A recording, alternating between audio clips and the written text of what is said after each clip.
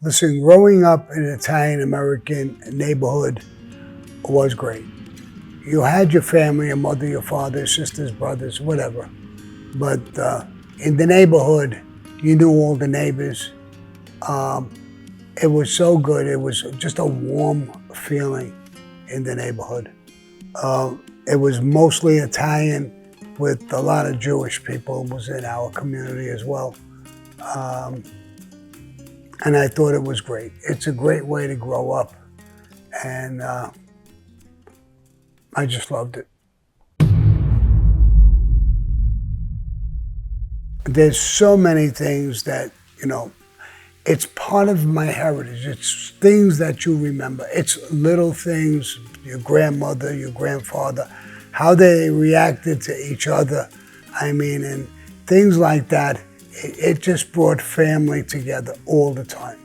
I remember when I was young and my mother and father had a small little dress factory and they started doing well. They bought a country home out in Long Island, Lake Ronkonkoma, and I asked my mother or my father one day, why is all our uncles and aunts and everybody always come here? And they said, we're doing well. And we have a place and we invite them, we eat together, we have wine and we love each other. Now they can't afford a country home, so we share it with all of our family and we all come together. And I've been learning things like that. It was a beautiful thing. It wasn't about how much money you had or anything like that. It was about family and bringing it in and being close. Very little hate amongst my family when I was a kid growing up. I never saw anything like that.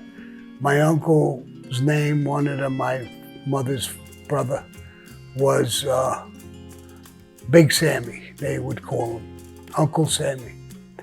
And that's how I got the name Sammy. They said I looked like him and they called me Little Sammy. Later on I got the name of Sammy the Bull, but growing up in an Italian family is a beautiful thing.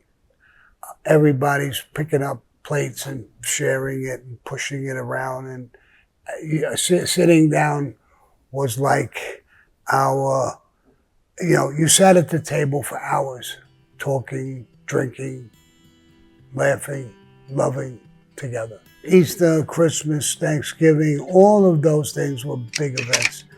And so many other different things, holidays, people's birthdays and baptisms and weddings and stuff. We were always united as a family.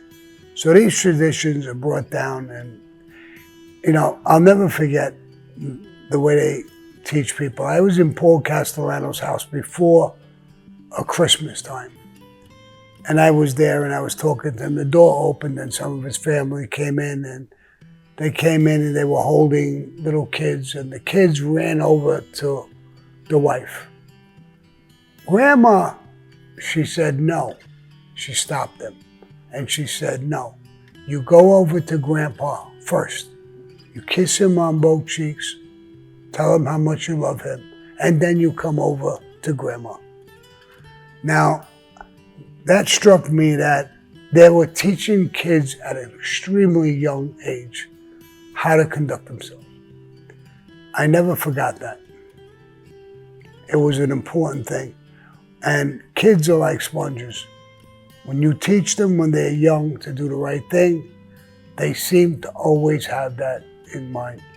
In this day and age, I don't think it's the same, but growing up when I was a kid, and I wasn't a kid when I was in Castellano's house and I saw the way the grandmother did that to the grandchildren. No, not me first, Grandpa. She taught them structure and how to love and respect, how to do it. And that was an important thing. I never forgot that. It's not just Italian Americans, there's a lot of people, immigrants and that were in this country. But Italians came here, they were plumbers, carpenters, women were seamstresses, they worked on clothes and stuff like that. they helped build America in the right way. Mexicans did the same thing. They come over here, they're hard-working people, and they work their way through things with very little money. Same thing with Italians. So I respect those things, and eventually they succeeded and went on with things. They didn't complain. They just dealt with life and their issues, no matter how hard they were. And that's what's important in life for every immigrant or every person who comes into this country. When they said about fangula, that means go and f*** yourself. So I think that was something I learned when you hearing a lot of about fangula. I mean, so yeah, that's, instead of arguing or fighting, they don't want to be bothered. They walk away from you. So that expression I thought was funny and it was good and it meant something.